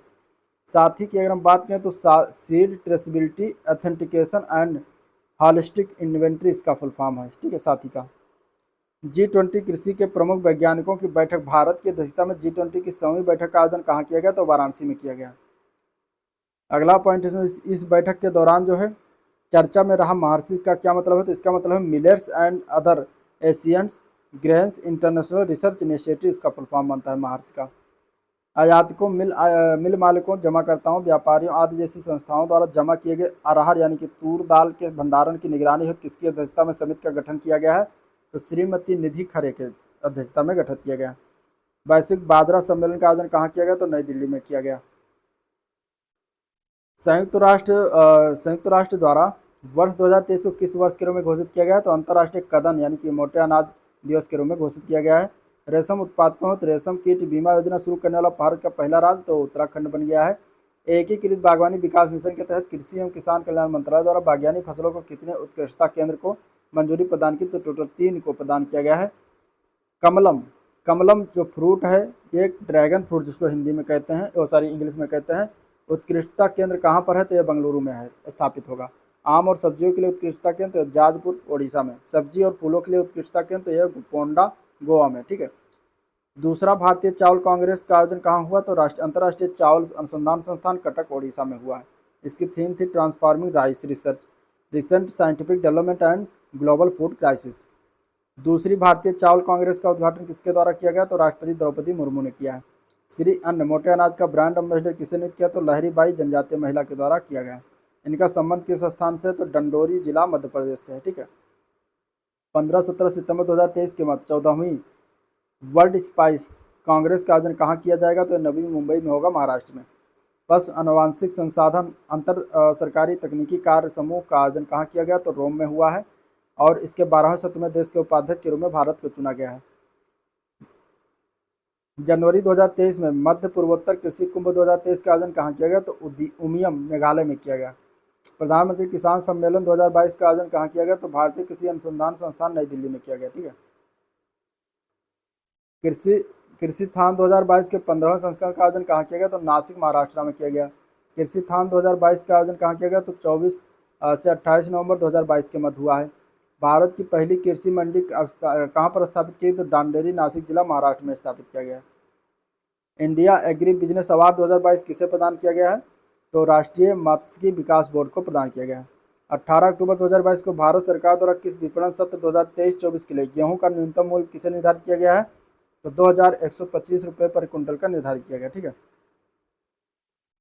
विपणन सत्र 2023-24 के लिए जौ, चना, मसूर है तो न्यूनतम समर्थन मूल्य कहाँ निर्धारित किया गया है, तो देखिए जौ के लिए 1735 रुपये निर्धारित किया गया है, और चना के लिए 5335 रुपये, और मसूर के लिए 6000 रुपये प्रति क्विंटल एमएसपी निर्धारित किया गया है। रेपसीड एवं मस्टर्ड के लिए न्यूनतम समर्थन मूल्य याद रखिएगा, इससे क्वेश्चन बनता है, ठीक। गेहूँ का तो बिल्कुल कन्फर्म है, 2125 रुपये 2023-24 का लेटेस्ट डाटा है। रेपसीड के लिए 5000, रेपसीड और मस्टर्ड के लिए 5450 रुपये न्यूनतम समर्थन मूल्य यानी कि एमएसपी निर्धारित किया गया। कदन सम्मेलन 2022 का आयोजन कहाँ किया गया, तो रायचूर कर्नाटक में। इसकी थीम क्या थी, making many millets magnet, making many millets entrepreneurs. किस केंद्रीय मंत्रालय द्वारा एक राष्ट्र एक उर्वरक योजना की शुरुआत किया गया, तो ये रसायन और उर्वरक मंत्रालय ने शुरुआत किया है। ये किसके तहत लागू किया गया है, तो ये प्रधानमंत्री भारतीय जन उर्वरक परियोजना के तहत लागू किया गया है। इस योजना के तहत सभी उर्वरक बांड किस नाम से जाने जाते हैं, तो भारत बांड के नाम से जाने जाते हैं। जापान का पहला बैंक जिसे गिफ्ट सिटी के रूप में गुजरात में अपनी शाखा खोलने की अनुमति मिली, वो कौन सा है, तो वह है MUFG बैंक, ठीक है। 11वीं राष्ट्रीय बीज कांग्रेस का शुभारंभ कहाँ पर किया गया है, तो यह राजमाता विजय राजे सिंधिया कृषि विश्वविद्यालय ग्वालियर में किया गया है। प्राथमिक उत्पादक क्षेत्रों में किसे सूर्योदय क्षेत्र कहा जाता है, तो यह मत्स्य पालन को कहा जाता है। उत्तर प्रदेश सरकार द्वारा गन्ना उत्पादन में वृद्धि और गन्ना किसानों की आय दुगनी करने के उद्देश्य से कौन सी योजना शुरुआत किया गया, तो पंचामृत योजना शुरुआत किया गया। पंचामृत योजना के अंग कौन कौन से हैं, तो ट्रेंच प्लाटिंग है, सह फसली खेती है, पैडी प्रबंधन है, ट्रेस माल्चिंग है, और ड्रिप सिंचाई है।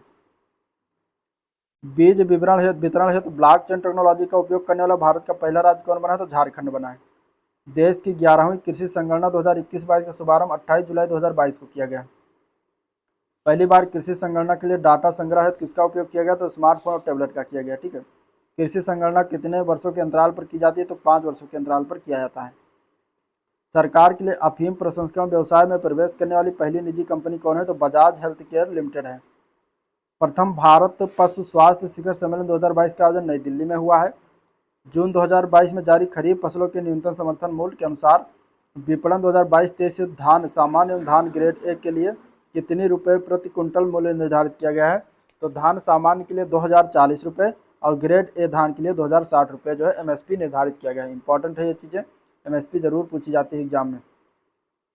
सर्वाधिक मूल्य वृद्धि किस फसल के दर्ज किया गया है, तो तिल में सबसे ज़्यादा वृद्धि किया गया है, 523 रुपये प्रति क्विंटल इसमें वृद्धि किया गया है।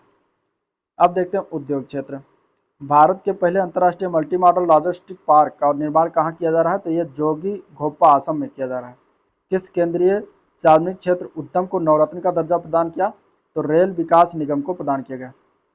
पूर्व में रेल विकास निगम लिमिटेड को कौन सा दर्जा प्राप्त था, तो मिनी रत्न श्रेणी फर्स्ट में आती थी। इंडिया स्टील 2023 का आयोजन कहाँ किया गया? तो मुंबई महाराष्ट्र में।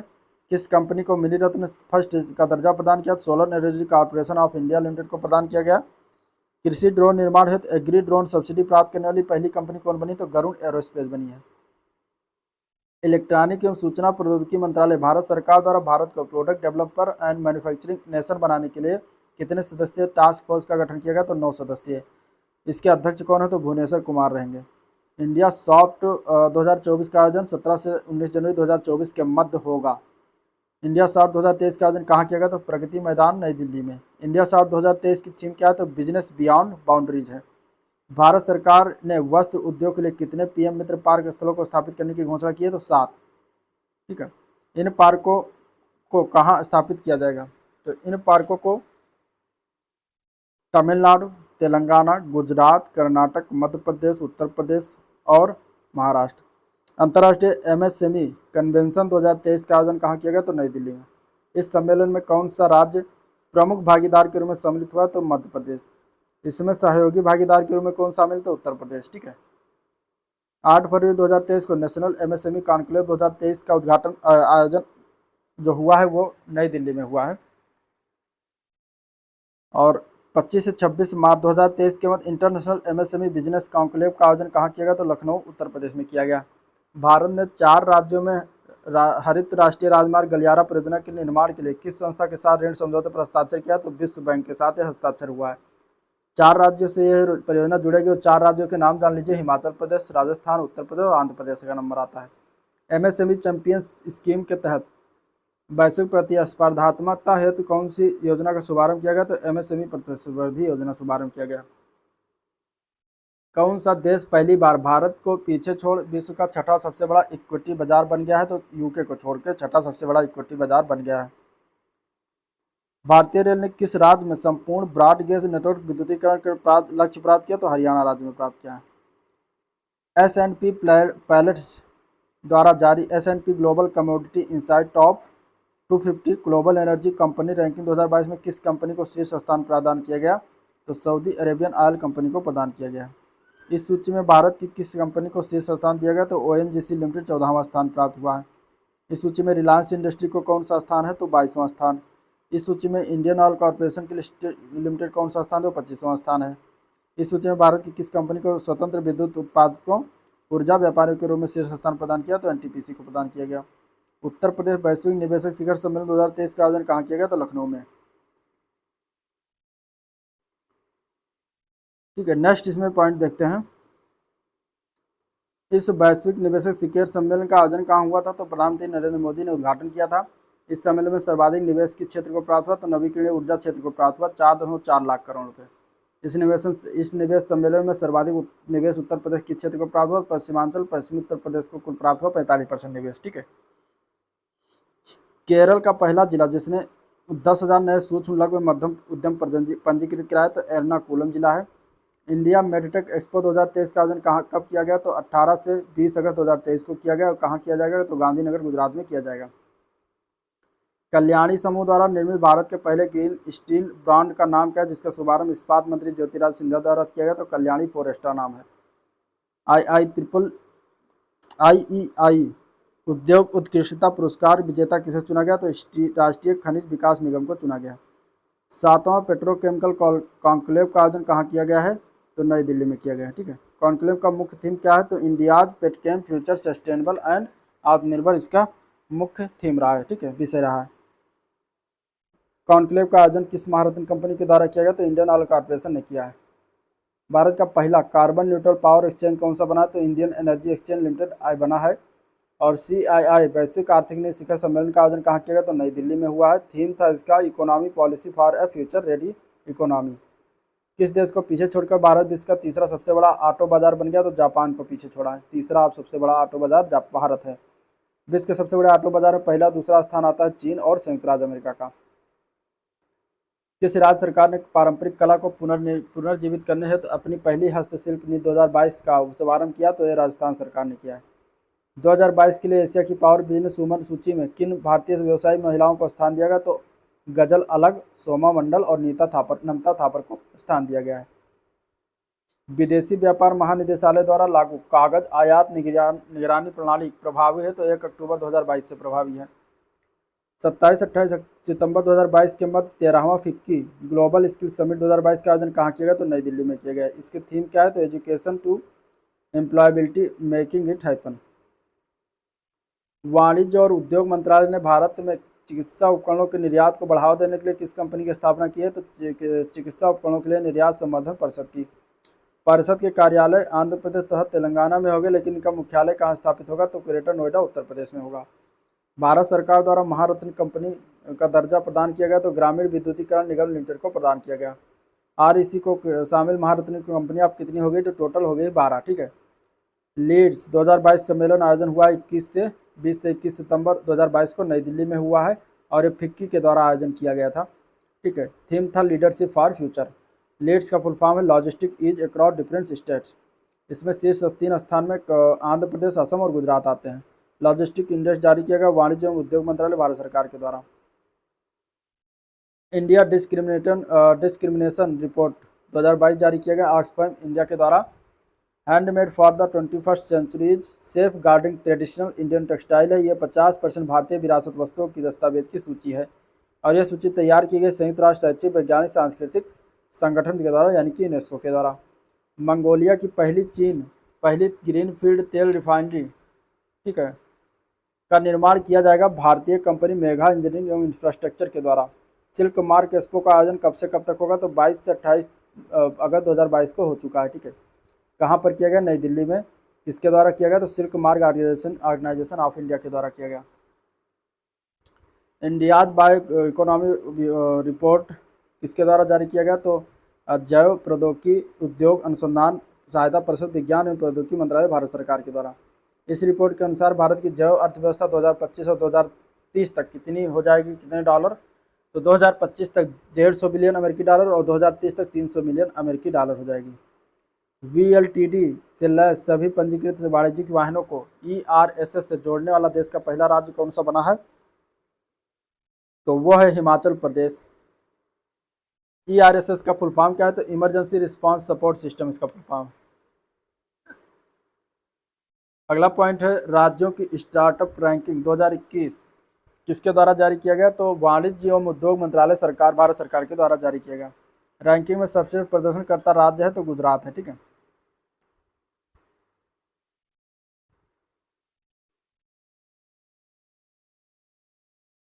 केंद्र शासित प्रदेश और उत्तर पूर्वी राज्यों में पहला स्थान तो मेघालय का आता है। राज्यों की श्रेणी में शीर्ष प्रदर्शनकर्ता स्थान केरल का आता है। राज्यों की स्टार्टअप रैंकिंग 2021 किसके द्वारा जारी किया गया? तो उद्योग और आंतरिक व्यापार संवर्धन विभाग के द्वारा जारी किया गया है।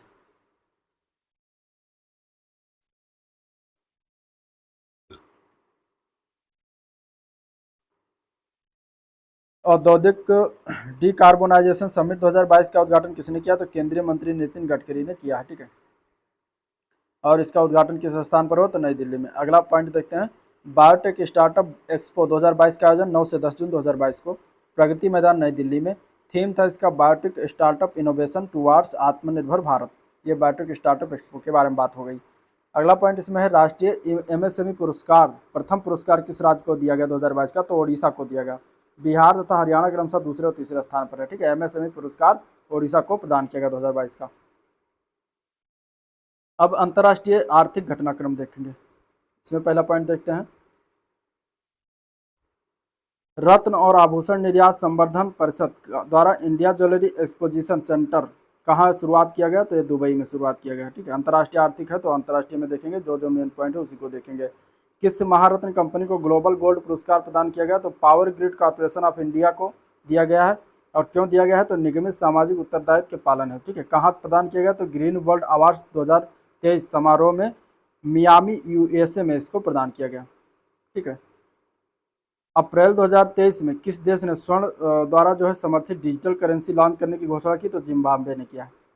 Trade and development report update global trade and prospector 2023 नामक रिपोर्ट किसके द्वारा? तो अंकटाड ने जारी किया है। ठीक है। इस रिपोर्ट के अनुसार 2023 में भारत की विकास दर 6% रहने की पूर्वानुमानित है। 2022 के लिए 6.6% रहा था। एप्पल इंक द्वारा अपना पहला भारतीय स्टोर किस शहर में खोला गया? तो मुंबई में, और दूसरा नई दिल्ली में। ठीक है। बड़े पैमाने पर निवेश परियोजनाओं को आकर्षित करने के लिए किस देश ने गोल्डन लाइसेंस पहल की शुरुआत की है? तो बहरीन देश के द्वारा शुरुआत किया गया है। लगातार 7वें वर्ष सूचना प्रौद्योगिकी सेवाओं के लिए Everest 2023 peak matrix service provider of the year award से सम्मानित प्रथम स्थान एक्सचेंजर को प्राप्त हुआ। दूसरे स्थान पर टाटा कंसल्टेंसी सर्विस है। तीसरे स्थान पर जो है कैप जेमिनी है। चौथे स्थान पर विप्रो है। तो विप्रो ये सब याद रखिएगा। अंतर्राष्ट्रीय मुद्रा कोष की शासन निदान कयायद शुरू करने वाला एशिया का पहला देश तो श्रीलंका है। अमेरिका के किस सबसे बड़े बैंक को बंद कर दिया गया? सिलिकॉन वैली बैंक को बंद कर दिया गया है। और मोर देन अ बिलियंस रीजन्स, ये जो है नामक रिपोर्ट किसके द्वारा जारी किया गया? तो अंतर्राष्ट्रीय श्रम संगठन यूनिसेफ के द्वारा। मोबाइल वर्ल्ड कांग्रेस 2023 का आयोजन बार्सिलोना में हुआ है, स्पेन में। ठीक है। इस कांग्रेस में भारत को गवर्नमेंट लीडर पुरस्कार जो है किस संस्थान के द्वारा प्रदान किया है? तो GSM एसोसिएशन के द्वारा प्रदान किया गया है। 26 से 29 फरवरी 2024 के मध्य वर्ल्ड कांग्रेस का आयोजन कहाँ किया जाएगा? तो बार्सिलोना स्पेन में ही होगा। टेलीकॉम्स 150 2023 नामक रिपोर्ट किसके द्वारा? तो ब्रांड फाइनेंस जारी करता है। विश्व का सबसे मजबूत टेलीकॉम ब्रांड कौन सा है? तो स्विसकॉम स्विट्जरलैंड का है। एशिया की सबसे बड़ी मजबूत ब्रांड कौन सी है? तो वह है रिलायंस जियो भारत का। तो इसलिए इंपॉर्टेंट है। ठीक है। फरवरी 2023 में trends in maternal mortality 2000 to 2020 report जारी किया गया। WHO के द्वारा जारी किया गया है। और 2020 में लगभग कितनी महिलाओं की मृत्यु प्रसव के दौरान हो गई है? तो 2,87,000 महिला, लगभग 800 महिलाएं प्रतिदिन जो है प्रसव के दौरान मृत्यु हो जाती है। 2020 में किस देश में सर्वाधिक मात्र मृत्यु प्रसव के दौरान हुआ है? तो नाइजीरिया में सबसे हुआ है। भारत दूसरे स्थान पर आता है, नाइजीरिया पहले स्थान पर आता है। 2020 में भारत में कितनी महिलाओं की मृत्यु प्रसव के दौरान हुआ? तो 24,000 भारत में मृत्यु हुआ, जो कि संपूर्ण विश्व का 8.3% आता है।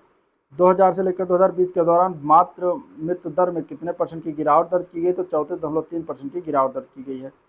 और इसमें अगर हम बात करें तो एक पूरे दशक में मात्र मृत्यु दर में सर्वाधिक गिरावट बेलारूस में किया गया। ठीक है। और सर्वाधिक वृद्धि की बात करेंगे तो वेनेजुएला में है।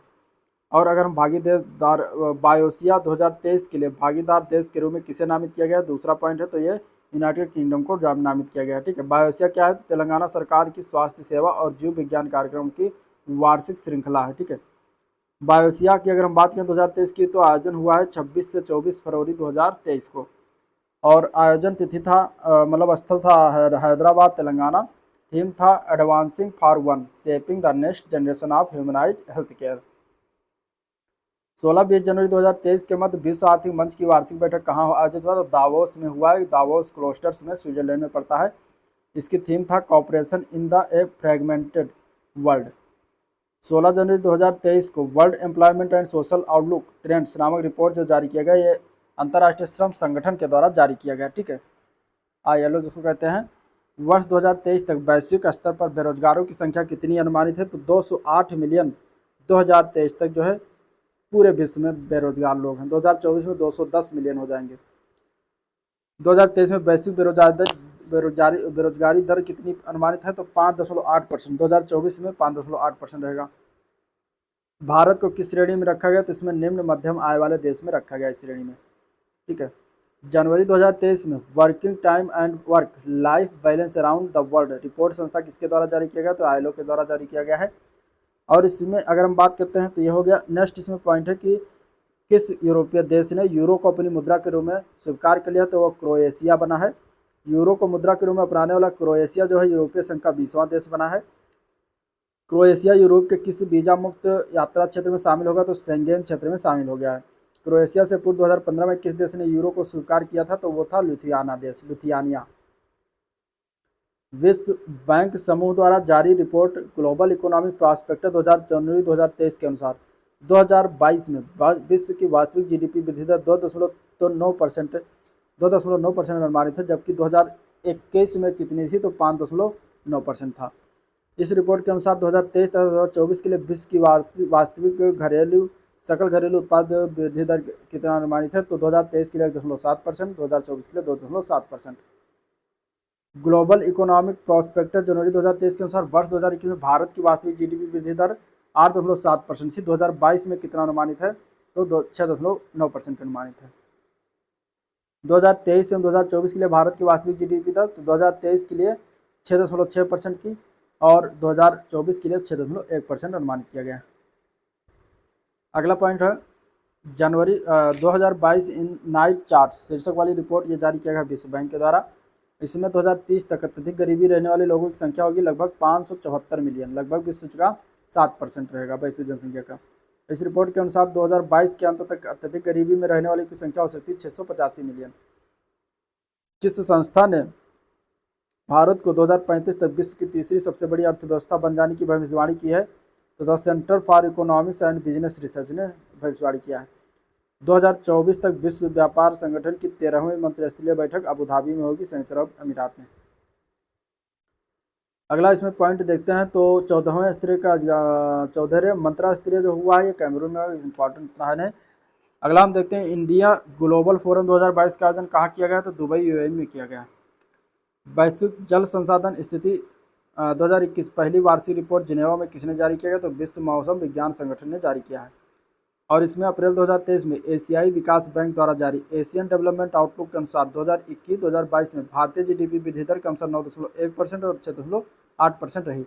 2023 और 24 के लिए जो है जीडीपी वृद्धि दर कितना अनुमानित किया गया है, तो भारतीय जीडीपी दर 2023 में 6.4% रहने की उम्मीद है, 6.7% 2024 के लिए अनुमान किया गया है। नवंबर 2022 में माइग्रेशन एंड डेवलपमेंट ब्रीफ 37 के तहत जारी रिपोर्ट के अनुसार वर्ष 2022 में निम्न एवं मध्यम आय वाले देशों को भेजी जाने वाली राशि अनुमानतः 5% वृद्धि के साथ कितना हो गया, तो 626 बिलियन डॉलर हो गया। ठीक है। और सबसे उच्चतम प्रेशर प्रवाह प्राप्त करने वाले शीर्ष में भारत पहले स्थान पर आता है, मैक्सिको दूसरे स्थान पर, चीन तीसरे स्थान पर, फिलीपींस चौथे पर और मिस्र पाँचवें पर आता है। 2022 में भारत का कितना प्रेशर प्राप्त करेगा, प्रेशर तो 100 बिलियन अमेरिकी डॉलर प्राप्त करने वाला है। 2022 में भारतीय प्रेषण प्रवाह 100 बिलियन अमेरिकी डॉलर जो है बिलियन अमेरिकी डॉलर अनुमानित है, जो 2021 की तुलना में लगभग 12% अधिक है। 2021 में भारत ने कितना प्रेषण प्राप्त किया था, तो 89.4 बिलियन अमेरिकी डॉलर प्राप्त किया था। 2023 के मध्य ग्लोबल बैंकिंग समिट 2023 आयोजन कहाँ हुआ, तो लंदन यूके में हुआ है। ठीक है। ग्लोबल बैंकिंग समिट 2022 का आयोजन कहाँ किया गया, तो लंदन यूके में किया गया।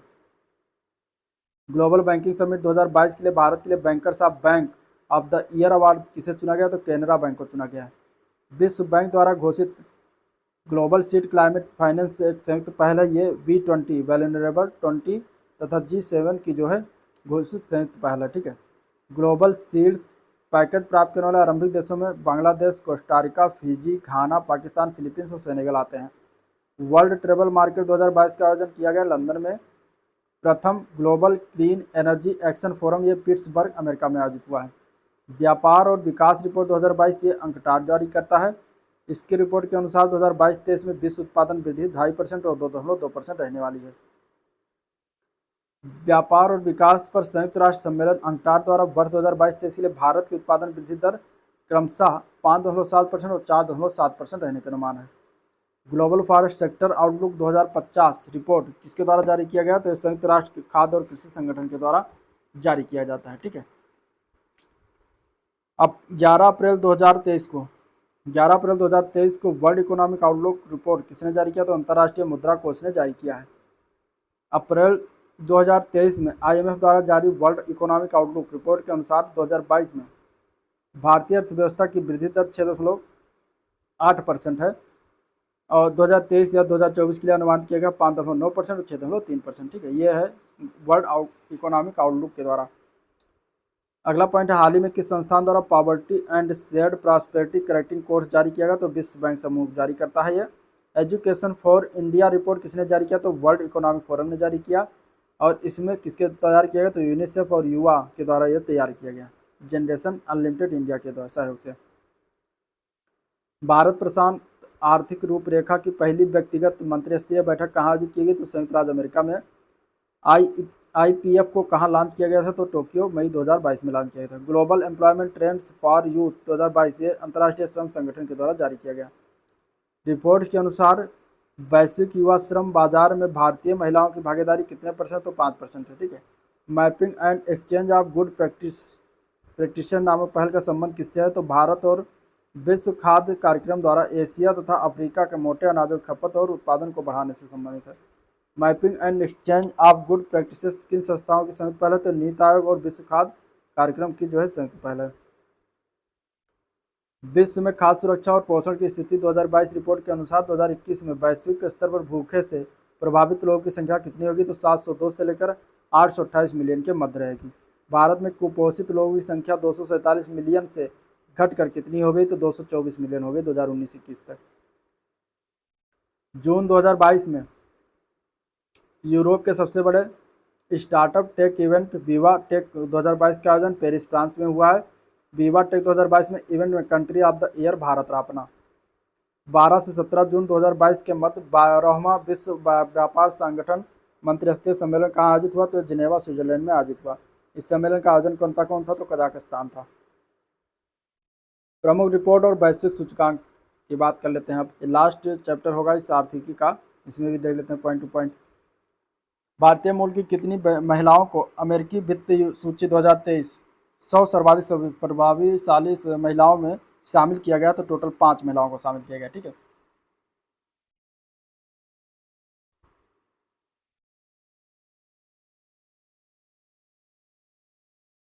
पांच महिलाएं कौन कौन सी हैं ये जरूर जान लीजिए।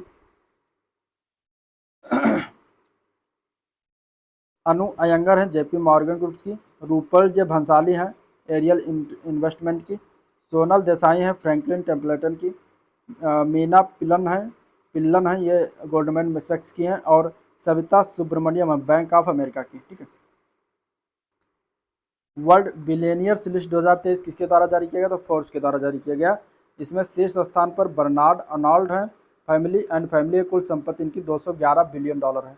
इस सूची में मुकेश अंबानी किस स्थान पर, तो 9वें स्थान पर है। कुल संपत्ति इनकी 83 बिलियन डॉलर है। ठीक है, फोर्ब्स की सर्वाधिक भुगतान पाने वाले एथलीटों की सूची 2023 में शीर्ष स्थान पर कौन सा एथलीट है, तो वह है क्रिस्टियानो रोनाल्डो। 136 मिलियन अमेरिकी डॉलर इनको जो है भुगतान मिलता है। सूची में दूसरे स्थान पर लियोनल मेसी 130 मिलियन अमेरिकी डॉलर, और किलियन एम्बाप्पे हैं, ये तीनों फुटबॉलर हैं। ठीक है, अपने अपने देश के, तो 120 मिलियन अमेरिकी डॉलर इनका है। विश्व बैंक द्वारा जारी रिपोर्ट वर्ल्ड डेवलपमेंट रिपोर्ट 2023 का शीर्षक है माइग्रेंट्स रिफ्यूजीज एंड सोसाइटीज। अब वैश्विक स्तर पर प्रवासियों की संख्या 184 मिलियन है, जिसमें 43% लोग निम्न और मध्यम आय वाले देशों में रहते हैं। 184 मिलियन प्रवासियों में से कितने मिलियन शरणार्थी हैं, तो 37 मिलियन शरणार्थी हैं। विश्व बैंक द्वारा जारी रसद प्रदर्शन सूचकांक 2023 में शीर्ष स्थान पर सिंगापुर का नंबर आता है। भारत को इसमें मिला है 38वां रैंक। ठीक है, विश्व के सबसे धनी शहरों की सूची में 2023 में हेनले एंड पार्टनर्स के द्वारा जारी किया जाता है। और सबसे अगर देखा जाए तो सूची में कितने शहर हैं, तो टोटल 97 शहरों को लिया गया है। शीर्ष स्थान पर है इसमें न्यूयॉर्क यूएसए का, दूसरा तीसरा स्थान टोक्यो का क्रमशः, और दक्षिण एरिया का है जो कि यूएसए में ही पड़ता है। सूची में कुल कितने भारतीय शहरों को शामिल किया गया, तो टोटल 5 को इसमें शामिल किया गया है। इसमें आता है मुंबई, दिल्ली, बेंगलुरु, कोलकाता और हैदराबाद। 21वें स्थान पर ओवरऑल आता है इसका। 36वां स्थान दिल्ली का, बेंगलुरु का 60वां स्थान, कोलकाता 63वां और हैदराबाद 65वां स्थान। अप्रैल 2023 के में जारी ग्लोबल यूनिकॉर्न सूचकांक 2023 के अनुसार वैश्विक स्तर पर सर्वाधिक यूनिकॉर्न वाले 3 देश कौन कौन से, तो यूएसए, चीन और भारत हैं। हुरून ग्लोबल लिस्ट 2023 के अनुसार विश्व के 10 अरबपतियों में शामिल एकमात्र भारतीय मुकेश अंबानी है। मुकेश अंबानी को इसमें 9वीं रैंक मिली है 82 बिलियन अमेरिकी डॉलर के साथ। प्रथम रैंक है बर्नार्ड अर्नोल्ड का 202 बिलियन अमेरिकी डॉलर के साथ। भारत ने अरबपतियों की संख्या के मामले में कौन सा स्थान हासिल किया, तो तीसरा स्थान है। ठीक है, और कितने भारतीय अरबपति हैं, तो 187 भारतीय अरबपति हैं। मार्चांत 2023 में जारी आंकड़ों के अनुसार दिसंबर 2022 के अंत तक भारत का विदेशी ऋण 613 बिलियन अमेरिकी डॉलर रहा, जो सितंबर के अंत 2022 की तुलना में 7.3 बिलियन अमेरिकी डॉलर अधिक है। ठीक है, जीडीपी और बाह्य ऋण का अनुपात दिसंबर 2022 के अंत में 19.1% रहा, और सितंबर 2022 के अंक में 19.1% ही था। जनवरी 2023 में जारी सर्वाधिक मूल्यवान और मजबूत वैश्विक ब्रांडों में सर्वाधिक वार्षिक रिपोर्ट ब्रांड फाइनेंस ग्लोबल 500 2023 के अनुसार विश्व के सबसे मूल्यवान ब्रांड अमेजन है। ठीक है, अमेजॉन है। ब्रांड फाइनेंस ग्लोबल 500 की रिपोर्ट के अनुसार विश्व का सबसे मजबूत ब्रांड गूगल है, और इसी के रिपोर्ट के अनुसार सबसे तेज वृद्धि करने वाला ब्रांड जो है BYD ब्रांड है, बाइड जिसको कहते हैं। और इसी के अनुसार भारत का सबसे सर्वाधिक मूल्यवान जो है ब्रांड है, तो वो है टाटा समूह, विश्व में 69वां स्थान है। ब्रांड मूल्य है इसका 26 बिलियन डॉलर। 2022 दिसंबर 2022 में जारी हुरून ग्लोबल 500 सूची 2022 में विश्व की सबसे मूल्यवान कंपनी तो वह एप्पल है, ठीक है। 2.4 ट्रिलियन डॉलर की जो है कंपनी है। दूसरे स्थान पर क्रमशः माइक्रोसॉफ्ट, तीसरे स्थान पर अल्फ़ाबेट, चौथे स्थान पर अमेजॉन आता है। भारतीय कंपनी की बात करेंगे तो रिलायंस इंडस्ट्रीज लिमिटेड है 34वां स्थान, ठीक है। हुरून इंडिया और एडलक्यू द्वारा एडलक्यू हुरून इंडिया फिलैंथ्रोपी लिस्ट 2022 में किस भारतीय ने पहला स्थान प्राप्त किया, तो शिव नाडर एवं परिवार ने प्राप्त किया। और इस सूची में सबसे युवा परोपकारी का खिताब निखिल कामत को दिया गया है। इस सूची में सर्वाधिक उदार महिला का स्थान रोहिणी नीलकर्णी को प्राप्त हुआ है, ठीक है। और IIFL wealth Hurun India rich list 2022 के अनुसार भारत के सबसे अमीर व्यक्ति गौतम अडानी एंड फैमिली है। दूसरी सूची में सबसे अमीर व्यक्ति मुकेश अंबानी एंड फैमिली है, ठीक है। सर्वाधिक अमीर व्यक्तियों की संख्या के मामले में कौन सा शहर शीर्ष स्थान पर आता है, तो मुंबई शीर्ष स्थान पर आता है। संयुक्त राष्ट्र विकास कार्यक्रम द्वारा जारी मानव विकास सूचकांक 2021-22 में कौन सा स्थान भारत का है, तो 132वां स्थान आता है, ठीक है। और इसमें शामिल कुल देशों की संख्या टोटल 191 है। HDI 2020 में भारत का स्थान था 131वां स्थान। HDI 2021-22 में शीर्ष 3 में स्विट्जरलैंड, नॉर्वे और आइसलैंड आते हैं। न्यूनतम 3 देश में देखेंगे तो दक्षिण सूडान 191 स्थान पर, चाड 190 और नाइजर 189 स्थान है। HDI 2021-22 में भारत की स्थिति तो मध्यम मानव विकास वाले देशों की श्रेणी में वर्गीकृत है। ब्रिक्स देशों में शीर्ष देश रूस रहा है 52वां स्थान। मानव विकास सूचकांक का विकास किया गया पाकिस्तानी अर्थशास्त्री महबूब अल हक और अमर्त्य सेन के द्वारा मानव विकास सूचकांक का विकास किया गया था सर्वप्रथम। अगस्त 2022 में जारी फॉर्च्यून ग्लोबल 500 2022 की सूची शीर्ष स्थान पर, तो USA की रिटेल कंपनी वॉलमार्ट है। फॉर्च्यून ग्लोबल 500 2022 की सूची में भारत की 9 कंपनियां शामिल है, जिसमें शीर्ष पर भारतीय जीवन बीमा निगम आता है, 98वें स्थान पर आता है विश्व में, पूरे विश्व में, ठीक है। 9 जून को अंकटाड द्वारा जारी विश्व निवेश रिपोर्ट यानी कि वर्ल्ड इन्वेस्टमेंट रिपोर्ट 2022 के अनुसार भारत में प्रत्यक्ष विदेशी निवेश अंतर्प्रवाह 2020 में 64 बिलियन अमेरिकी डॉलर की तुलना में लगभग 42% की कमी के साथ 2021 में हो गया 45 बिलियन अमेरिकी डॉलर। विश्व निवेश रिपोर्ट 2022 के अनुसार 2021 में प्रत्यक्ष विदेशी निवेश अंतर्वाह के संदर्भ में शीर्ष 3 देश तो USA होता है, चाइना और हांगकांग है। विश्व निवेश रिपोर्ट 2022 के अनुसार 2021 में प्रत्यक्ष विदेशी निवेश अंतर्वाह के संदर्भ में भारत का स्थान 7वां था, ठीक है। विश्व निवेश 2022 के रिपोर्ट के अनुसार वैश्विक प्रत्यक्ष विदेशी निवेश प्रवाह यानी कि FDI फ्लो कोविड-19 महामारी के पहले वर्ष के स्तर से 1 ट्रिलियन अमेरिकी डॉलर से कम की तुलना में 64% की अधिकता के साथ 2021 में कितना हो गया, तो 1.58 ट्रिलियन अमेरिकी डॉलर हो गया, ठीक है। तो ये था आज का ओवरऑल वीडियो जिसको हम लोगों ने देखा, डिस्कस किया। अगर वीडियो पसंद आया हो तो लाइक करिए, चैनल को सब्सक्राइब नहीं किया अभी तक तो फटाफट सब्सक्राइब कर लीजिएगा, साथ ही साथ अपने दोस्तों में शेयर भी कर दीजिएगा। तो आज हम लोग आर्थिकी समाप्त कर चुके हैं। अब आगे इसके हम बताएं तो वैज्ञानिक परिदृश्य है, जो कि थोड़ा सा लंबा वीडियो होगा उसको हम देखेंगे। फिर इसके बाद इसमें Uttar Pradesh special current affair दिया गया है, इसके बाद खेल दिया गया है, फिर विविध दिया गया, तो उसको भी हम 3-4 दिनों में निपटा देंगे। तो चैनल से जुड़े रहेगा, साथ ही साथ जो है चैनल को सपोर्ट करते रहे। आज के लिए इतना ही, मिलते हैं नेक्स्ट वीडियो में, तब तक के लिए थैंक यू।